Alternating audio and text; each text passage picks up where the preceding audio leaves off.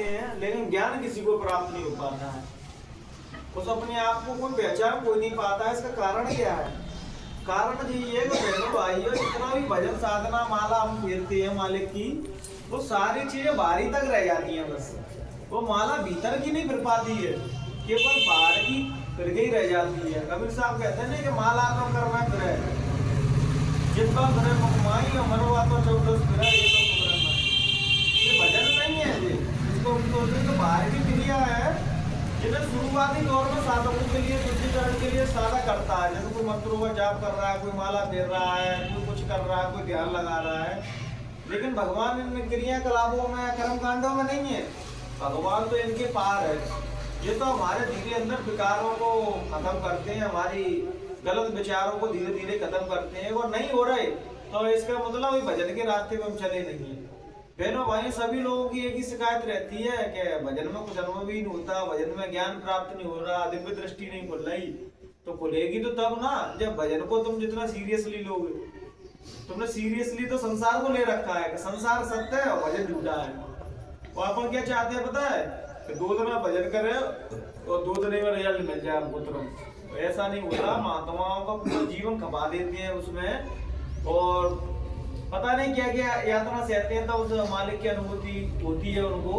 तो इतनी सरल नहीं है। जब तक भीतर के विकार नहीं त्यागेंगे, भीतर की गंदगी नहीं त्यागेंगे, तब तक कुछ होने वाला नहीं। आज कुछ राम का नाम, कृष्ण का नाम, कोई अल्लाह का नाम, कोई किसी का नाम लेते तो है बहनों भाई, लेकिन आपने आचार विचारों को नहीं सुधार पाते। केदार नाम राम का भी नाम ले रहा है और दूसरे हाथ से गलत काम भी कर रहे हैं। तो वहीं बराबर सब कर देते हैं। जब भगवान का नाम लेती है बहनों भाइयों, तो हमारा अंतःकरण शुद्ध होना चाहिए। अगर शुद्ध नहीं हो रहा है तो इसका मतलब वो नाम हम अभी बार ही बार जप रहे हैं, भीतर हमारे घर नहीं कर पाया वो नाम। भीतर की शुद्धिकरण, भीतर की नरक परख नहीं कर पाया नाम। कहते नहीं कि जिस भी कमरे में लाइट जला दी जाए तो अंधेरा खत्म हो जाता, प्रकाश से उजाले से भर जाता है वो कमरा। वैसे ही ठीक, जब भीतर का अंदर परमात्मा का नाम जगता है, परमात्मा की भक्ति चढ़ती है, तो फिर अंधकार सब खत्म हो जाते हैं, अपने विकार सब खत्म हो जाते हैं। नानक साहब कहते हैं नहीं कि नाम कुमारी नानका चढ़त रहे दिन रात। जब भगवान की भक्ति, उनका प्रेम जब साधक के भीतर, की संत के भीतर, किसी भक्त के भीतर आता है, तो उसकी चेहरे पे एक मालिक की रूहानियत आ जाती है, चेहरे पे तेज आ जाता है। आज एक अपन देख रहा है धार्मिक लोगों को कैसे चेहरे है। गोस्वामी जी महाराज कहते थे कि भाई बुझे हुए दीपक से कोई दीपक नहीं जला सकता, बुझी हुई रात किसी को रूपांतरित नहीं कर सकती, किसी को जागृत नहीं कर सकती, किसी को मतलब धर्म की ओर मोड़ नहीं सकती है। मोड़ हो ही सकता है जिसको हमें देखते ही हमारे अंदर धर्म पैदा हो जाए, जिसको देखते ही मालिक की भक्ति की तड़प पैदा हो जाए, वो लोग कर सकते हैं। जिनके भीतर तेज है, मालिक की भक्ति है, जिन्हें देख के ही लोग बदले, वो लोग भगवान के रास्ते पर चलाते हैं। हमको अपन सदगुरु कह लो, संत कह लो या मार्गदर्शक कह लो। लेकिन क्या करते हैं लोग, भजन तो कितने बार ही बार रह जाता है, भीतर नहीं जा पाता भजन। और संत महात्माओं ने जितना भजन बताया वो भीतर का बताया है, बाहर का नहीं बताया। जो तन्माई के रहा, जो तक मन में आग, और तेरा साईं तुझ में ये जाग सके तो जाग। तेरा प्रीतम, तेरा मालिक, तेरा भगवान, तेरा सदगुरु तेरे भीतर है, कहीं बाहर नहीं है। सदगुरु कहते हैं कि सदगुरु शब्द स्वरूप ही रहते हैं। शब्द है, वो शरीर तो ही है, वो शरीर तो जगाने के लिए धारण करती है वो। लेकिन हम शरीरों के पीछे भागते हैं। जितना तुम शरीरों के पीछे भागोगे बहनों भाइयों, दुख के अलावा कुछ नहीं मिलेगा। दुख तो शरीर तो तुम्हारा भी नाशवान है, और सदगुरु ने धारण किया उनका भी नाशवान है, उनको भी छोड़ के जाना पड़ेगा। लेकिन वो शरीर नहीं है, शरीर से तो बोल रहे हैं। जैसे तुमको ज्ञान प्राप्त हो जाएगा तो तुम ये कहोगे कि मैं शरीर नहीं हूँ, मुझको सुख दुख की कोई अनुभूति नहीं होती, मैं सुख दुख के पार हूँ, मैं अंधकार से प्रकाश से परे हूँ, मैं बुराई से अच्छाई से दोनों से परे हूँ। कहते हैं कल वशिष्ठ जी समझा रहे थे, राम जी को कह रहे कि पाप और पुण्य की ये परिभाषा है कि पुण्य हो गए सोने की जंजीर और पाप हो गया लोहे की जंजीर, लेकिन दोनों ही जंजीर है। अगर आप पुण्य जो समझ के कर रहे हो इसके बदले मुझे कुछ मिलेगा, संसार की आशा कर रहे हो, तो सोने की जंजीर हो गई। तो पुण्य करके भूल जाओ हमने क्या किया, तो ठीक है, नहीं तो वो जंजीर का ही काम करेगी। पाप पुण्य जो भी करते हैं वो शरीर की खातिर करते हैं। जितने सजावट हम करते हैं, जितनी अपने साजो सामान तैयारी करते हैं, वो शरीर के लिए कर रहे हैं, बस आत्मा के लिए कोई तैयारी करते हैं हम। आत्मा की तैयारी है और आत्मा का श्रृंगार है, आत्मा की खुराक है भजन। जब भजन अपनी इंद्रियों को रोक के, अपनी इंद्रियों को कंट्रोल करके भजन करते हैं, काम क्रोध लोभ मोह ईर्ष्या राग से ऊपर उठ जाते हैं बहनों भाइयों, तब वास्तविकता में भजन है। इससे पहले तो कह रहे भजन, लेकिन वो भजन हुआ नहीं है अभी। अपन कहते हैं कि भाई इतने टाइम जुड़ने के बाद भी हमारे विकार खत्म नहीं हुए सतगुरु से, तो कैसे जुड़े हैं, कैसा भजन कर रहे हैं? तो निंदा चोरी बुराई भलाई ऊंची नीची भावना में लगे हुए हैं, तो कैसे भगवान से जुड़े हुए हैं? तो रविदास कहते हैं कि संत महात्माओं की कोई जाति न पूछो साधु की, तो पूछ लीजिए ज्ञान, मोल करो तलवार का पड़ी रह दो। हम लोग क्या करते हैं पता है? हम साधु महात्माओं में ज्ञान जाति की है, कौन सी बात है? तो आजकल क्या होता है पता है? महापुरुषों को भी अपना जाति वाला मान रखा है। जब वो कहते हैं राम भगवान हमारे हैं, कोई कहता है कृष्ण भगवान हमारे हैं, कोई कहता है जय गुरुदेव हमारे हैं, तो कहाँ समझ पाएंगे? कोई महापुरुष किसी जाति पंथ में बंधने तो आते हैं, वो तो सबको मुक्ति देने आते हैं, मुक्ति की बात करते हैं, मोक्ष की बात करती है। हे मनुष्यों, तुम जन्मों से यहाँ भटक रहे हो संसार में, अगर तुम्हें सुख मिलता होता तो कब का मिल गया होता, लेकिन संसार में सुख है नहीं है, सुख लगता है या सुख है। यहाँ जो साधक सुख दुख की अनुभूति करता है, उसी से वो सुख और दुख का परिभाषित बना लेता, परिभाषा कर देता कि जो सुख है जो दुख है। जो अपनी कल्पना में अपन को लगता है कि धन है वो सुख है, तो अपन ने सुख बना लिया। हालांकि वो धन से सुख से कोई लेना देना नहीं, लेकिन अपन ने परिभाषित बना लिया। पुरुष सोचते स्त्रियां मिल जाए तो सुखी हो जाएंगे, तो स्त्रियों ने सुख का केंद्र बना लिया, लेकिन वो है नहीं। स्त्री सोच रही है पुरुष मिल जाए तो खुश हो जाऊंगी, लेकिन सुख का केंद्र तो सुख का केंद्र अपने भीतर ही है बहनों भाइयों, जो दोनों आंखों के ऊपर संतों ने बताया है। जब मन को रोक के बैठते हैं बहनों भाइयों, तो फिर हम असली सुख को जानते हैं। असली सुख क्या है? बाहर के जो सुख की अपना जो परिभाषा की है बहनों भाइयों, वो तुम्हारे बाहर शरीर छूटते ही सारी सुख की परिभाषा खत्म हो जाएगी। जब एक बार आत्मा के सुख की कल्पना कर ली, उस सुख को प्राप्त कर लिया बहनों भाइयों, तो मरने के बाद भी खत्म नहीं होगी। तो वही तो कहते हैं कि तुमने अपने लिए क्या कमाया, तुम यहाँ से क्या कमा के जा रहे हो, तो तुम ये क्या कह जाओगे? मैंने हीरे जवाहरात कमाए, मेरा हवेली बनाए, मरने के बाद तो नहीं छीन ले जाएंगे। तो पूछेगा तुमसे क्या कमा के लाए, तो लोग पता क्या कह देते हैं? अरे करोड़ों धरे बैंक में, मकान तो ऐसा बनाया किसी का कॉलोनी में होगा नहीं, ऐसी गाड़ी भी किसी के पास होगा नहीं। तब भगवान उसको चेताते हैं, पहले ये बता यहाँ तेरे पास क्या है, आगे पीछे मुड़ के देख क्या है। तो जब मुड़ के वहाँ गुस्सा आता है ना, तो कहता है यहाँ तो मकान पहुंच ही नहीं पाया, गाड़ी तो आ ही नहीं पाई, मेरा पैसा तो यहाँ आ ही नहीं पाया। अरे वो बता जो जहाँ तक तू ला पाया हो।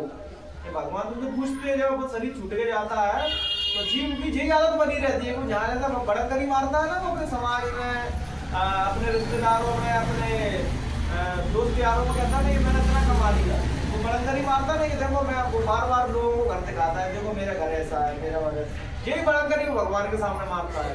तो भगवान कहते हैं उस पूर्व आँख खोल के देख जहाँ क्या है तेरे पास। देखो चारों तरफ घूम के देखता तो कुछ नहीं पहुंच पाता, ना तो भाई गाड़ी मरने के बाद जा रही है, ना मकान जा रहा है, ना रिश्ते नातेदार जा रहा है, ना पैसा जा रहा है, कुछ नहीं जा रहा है।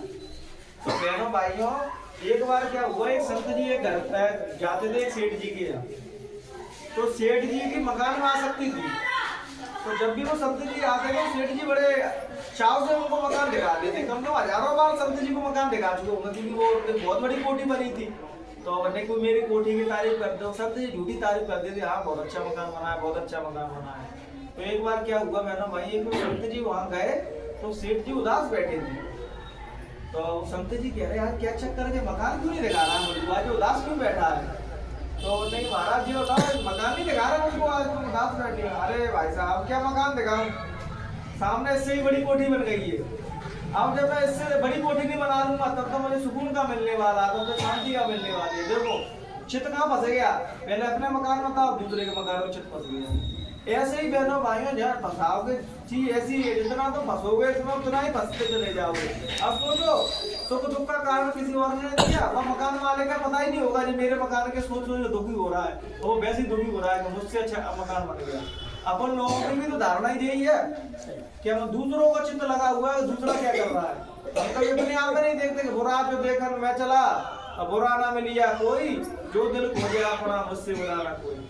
हम दूसरों को बड़ाई पैरामीटर पर नापते रहते हैं, वो अच्छा है वो खराब है, और कभी स्वयं को नहीं जानते कि दृष्टा भाव जब दृष्टि दूसरों की तरफ पड़ रही है और यही दृष्टि पलट के अपने ऊपर पड़ने लगेगी साधक की, वही सच्चे साधक है, वही भजनानंदी है, वही धार्मिक है। जिनकी दृष्टि स्वयं पर लगी है, वो स्वयं की तरफ परख कर रहे हैं, अपने विकारों को देख रहे हैं कि उनमें क्या क्या कमियां उनको दूर कर रहे हैं। लेकिन लोग क्या करते हैं पता है, धार्मिक होने के बाद दूसरों को साथ में चले जाते हैं। अरे तुम ऐसे नियम से रहा करो, तुम इतना भजन किया करो, तुम ऐसे माला किया करो, खुद का होना कुछ पता नहीं है और दूसरे का सलाह देते हैं। आज के संसार में सबसे ज्यादा दे वाली चीज होती है सलाह, और उसको मानता कोई नहीं। सब सलाह देते हैं लेकिन मानता कोई नहीं। मानते तो उसी की बात है बहनों भाइयों, जो पता हमारी आत्मा तक को हिला देता है। उनके शब्द को कुछ भी बोलते हैं, जब कोई जागृत पुरुष तो हमारी आत्मा तक को हिल जाती है, क्योंकि हम जन्म जन्मांतर से काम क्रोध लोभ मोह ईर्ष्या राग द्वेष में फंसे पड़े हैं। जब कोई जागा हुआ पुरुष बोलता है जो मालिक से मिल चुका है, तो हमारी आत्मा के भी अंदर प्यास उठती है कि भाई इनके पास वो चीज है तो क्यों हम भी प्राप्त करें। इसलिए तो बहनों भाइयों बोलना उसी का सार्थक है जो शून्य को समझ चुका हो, जो अपने भीतर मौन को समझ चुका हो। बुद्ध पुरुष बोलने के अधिकारी है, हर कोई बोलने का अधिकारी नहीं है। हर कोई माइक पकड़ लेता है, सत्संग सुना लेता है, बोलने के अधिकारी नहीं है। खुदा अपना ही पता नहीं है, दूसरों को क्या सलाह दें। महात्मा बुद्ध कहते हैं बोलने का अधिकारी वही है जो भीतर मौन को जान गया हो, भीतर वो अपने आप को जान गया हो कि मैं कौन हूँ। वही तो बता सकता है कि भाई प्रकाश का परिभाषा वही तो कर सकता है। भीतर चलो, तुम्हारे भीतर रोशनी है, तुम्हारे भीतर दिए जल रहा है, जो अपने दिए से जुड़ चुका हो। या अपने दिए से वो स्वयं ही नहीं जुड़ पाया, तुमको कहाँ से जुड़ देगा। तभी तो महात्मा बुद्ध कहते थे कि आपको दीपो भाव, सबके भीतर आत्मा एक ही बैठी है और सभी की आत्मा बराबर है। आप ये मत समझना कि सदगुरु की आत्मा तो उनकी अलग है, मेरी छोटी है, नहीं, ऐसा कुछ नहीं है। बस वो जागृत अवस्था में वो जागा हुआ दिया है और तुम अभी उस यात्रा में चल रहे हो, तुम्हारा जागा नहीं है। लेकिन संत महात्मा कहते हैं बहनों भाइयों कि सदगुरु जब भी मंच पे आते थे तो हमेशा शिष्यों की तरफ हाथ जोड़ते थे। इतिहास में पहले सदगुरु होंगे जब अपने शिष्यों से हाथ जोड़ रहे हैं। तो हाथ का जोड़ने का कारण किसी को भी नहीं पता होगा क्यों जोड़ते थे हाथ। तो हाथ इसीलिए जोड़ते थे कि माँ ये भावना नहीं है मैं गुरु हूँ, जो मुझे छूटे, मैं बड़ा हूँ, ये छूटे नहीं। कुछ भावना जी है कि वैसे ही मैं हूँ, वैसे ही जिए। मतलब मैं अभी मेरा दिया जल रहा है, इनका बुझा हुआ है, लेकिन कभी ना कभी ये भी जागेंगे, कभी ना कभी इनका भी दिया जलेगा। इसलिए वो प्रणाम करते हैं कि भाई जो मेरे भीतर परमात्मा है वही तुम्हारे भीतर है। इसलिए संत महात्मा हमेशा जब भी गुरु महाराज आते थे मंच पे, सबसे पहले हाथ जोड़ के सबको देख के अनुवादित करके तब मंच पे बैठते थे, क्योंकि सदगुरु होता है ना। बहनों भाइयों एक चीज और बताऊं कि जब कोई व्यक्ति ज्ञानी हो जाएगा तो उसके दो लक्षण होते हैं। समझना कि उसके वो ज्ञानी है। पहला, उसके व्यवहार में सरलता होगी। सरलता मतलब कि वो ज्ञानी तो होगा लेकिन इस चीज को उसको अभिमान नहीं होगा कि मैं ज्ञानी हूँ। वो छोटे से आदमी से बड़े आदर पूर्वक मिलता है, बड़े से बड़े आदमी से भी आदर पूर्वक मिलता है। इससे ये अंदाजा लगाओ कि उसने कुछ भीतर प्राप्त कर लिया तब वो अपने भीतर की सरलता को समझ पाया। दूसरी होती है प्रसन्नता। जो व्यक्ति प्रसन्न है, किसी भी भगवान किसी भी हाल में रखे वो खुश है, तो समझना उसको भगवान की कृपा है, उसने भगवान को समझ लिया है, तब वो प्रसन्न है। दो चीज जिसके पास है, सरलता और प्रसन्नता, वो भगवान को समझ सकता है। जो सरल नहीं है बहनों भाइयों, जो अकड़ से भर चुका है, कि जो ज्यादातर लोग होते हैं ना, जब थोड़े लोग उसको समझने लगते हैं, जानने लगते हैं, कोई वक्ता बन जाता है तो समझता है कि मैं स्पेशल बन गया। नहीं, भीतर की सरलता सदगुरु ने कभी नहीं खोई। सदगुरु जब भी किसी से मिलते थे तो बड़े ऐसे मिलते थे कि भाई उसके अंदर जी ना लगे कि मैं छोटा आदमी हूँ, मैं गरीब हूँ, तो मुझे सदगुरु प्रेम नहीं करते। वो तो प्रेम की भंडार है बहनों भाइयों। जब प्रेम से भर के हम बुलाते हैं ना उनको, तो वो आ जाते हैं। संत महात्माओं की नजरों में बस ये तो चीज मायने रखती है, तुम्हारा ध्यान भजन सुमरन जिसकी जैसी भक्ति होगी उसको वैसा ही स्नेह, वैसी प्रेम, वैसी मोहब्बत बख्श देती है गुरु। अगर तुम भक्ति नहीं होगी, तुम्हारे भीतर विरह वेदना नहीं होगी, तो तुम खूब कहते रहो कि वो ये मुझसे तो मिल रहा है, मुझसे क्यों नहीं मिल रहा है। भाई उसका कारण भक्ति है, पैसा रुपया और बाहर का वैभव नहीं है। वो कहते हैं संत ना देखे बोलो चाल और संत देखे अंतर का हाल। अंतर में तुम क्या हो? अगर भक्ति है उनकी तो सच्ची लगन है तुम्हारी, तो अब तुम्हें उनके यहाँ जाने की जरूरत नहीं, वो तुम्हारे यहाँ जाते हैं। तो ऐसे उदाहरण है कि सदगुरु लोगों को जो बेचारे ध्यान भजन कर रहे हैं, सत्संगी उनको दिखाई नहीं देते। जो सत्संगी भी नहीं है, केवल हृदय से उनको मानते हैं, उनको सपने में दीदार देते हैं और उनको दर्शन देते हैं सपने में। तो बहनों भाई, संत महात्माओं की नजरों में भक्ति सबसे बड़ी है। जो भक्ति करता है, धर्म के रास्ते में चलता है, कोई भगवान का प्यारा है, चाहे वो कोई भी हो, चाहे हिंदू हो, सिख हो, ईसाई हो, भगवान ने सब इंसान बनाए और सभी इंसान को एक सा बनाया, किसी में भेदभाव नहीं बनाया। भेदभाव किया तो अपन जैसे बुद्धिजीवी लोगों ने किया, भगवान ने कोई भेदभाव नहीं किया। जो परिभाषा को समझ गया, जो गणित को समझ गया कि भाई इंसानियत सबसे परी है, मानवता सबसे परी है। अगर तुम्हारे भीतर इंसानियत बाकी है तो सब धर्म तुम्हारे अंदर जितना है, इंसानियत बाकी नहीं। वैसे चिल्ला रहे हो मैं सनातनी हूँ, मैं मुसलमान हूँ, मैं सिख हूँ, मैं गुरु महाराज को मानता हूँ, मैं सत्संगी हूँ, अभी तुम कुछ नहीं बन पाए। पहले अपने भीतर इंसानियत जागृत करो और एक दूसरे के काम आओ। और सच्ची इंसानियत ही भगवान का द्वार है। जो इंसानियत को समझ गया वही सब कुछ समझ सकता है। एक बार पता क्या हुआ बहनों भाइयों, अकबर जब मर रहा था ना, तो अकबर ने एक पुल बनवाया। तो अकबर ने सभी धर्म गुरुओं को बुलवाया, कहे कि कोई ऐसी बात बताओ जिस पुल पर मैं लिख दूं, जो छोटी सी बात हो लेकिन बहुत ज्ञान की बात हो। तो लेकिन सबों ने अपने अपने, किसी ने हिंदुओं ने वेदों के मंत्र बताया, किसी ने कुछ बताया। तब बाइबल में तो एक बात मिली जीसस क्राइस्ट की। तो वह में लिखा कि यहाँ रहना लेकिन यहाँ घर मत बनाना। तो उन्हें ये बात अच्छी लगी तो वो बात लिख दी। तो भाई जब पुल से निकलते हैं तो घर बनाते हैं बहनों भाई, कोई पुल पर घर बनाता है, वो भाई उस यात्रा से निकल जाता है तो वापस आ जाता है। ठीक ऐसे ही जीवन है बहनों भाइयों, हम जीवन को जिए लेकिन यहाँ फंसे ना। मकान गाड़ी घोड़ा सबको उपयोग करे, लेकिन जिस समझ के करे कि भाई ये चीज मुझे थोड़े समय के लिए दी और सेवा के लिए मिली है चीज, तो तुम फंसोगे नहीं यार, इनमें मोह लगाए रहोगे। तो कहते हैं अंतर्मति जो गति। तो बगैर मृत्यु के टाइम पे हम जिनका तो चिंतन करते हैं, मरते हैं अगर मेरे नाती को इकट्ठा कर दो, मेरे पोते को इकट्ठा कर दो, मेरे परिवार को सब मेरे सामने कर दो। जे चित्त जब प्राण छूटते हैं तो जे चित्त में फंस जाता है, फिर दोबारा शरीर का कारण बनता है। क्या तुम भजन करोगे, अपने आप को जानोगे कि मृत्यु क्या होती है। ये 5 प्राण निकलते हैं साधक के, तो जब ध्यान भजन में वैसी अनुभूति होती है जैसे मृत्यु में होती है। इसलिए तो जो भजन ध्यान करते हैं वो मृत्यु से कभी नहीं घबराते। मृत्यु से हर आदमी को डर लगता है, लेकिन भजन करता होगा जो आत्मा की चढ़ाई कर चुका होगा, जो आत्मा का भजन करता होगा, उसको मृत्यु को कभी बैरी लगे। तो उस क्रिया को वो रोज कर रहा होता है। अगर हमें वो वहां तक नहीं पहुंच पाए या नहीं कर पा रहे तो इसका मतलब सदगुरु का कोई खोट नहीं, खोट हमारे अंदर है कि हमारा उस तरफ ध्यान ही नहीं है। बहनों भाई अंतर्मुखी बनो, बाहरमुखी मत बनो।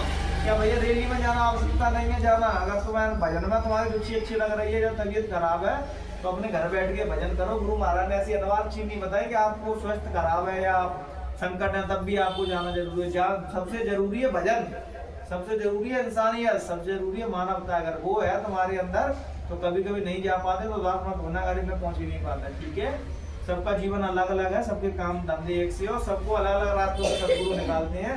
तो इस चीज की चिंता ना करें, भजन निरंतर करते रहे और गुरु महाराज का जिस पर जैसा प्रचार हो वैसा करते रहे। इन्हीं विचारों के साथ हम अपनी वाणी को यही बढ़ाम देंगे। अगर बहनों भाइयों किसी प्रकार से हमसे त्रुटि रह गई हो तो हमका बेटा समझ के, अपना छोटा भाई समझ के माफ कर देना। जय गुरुदेव।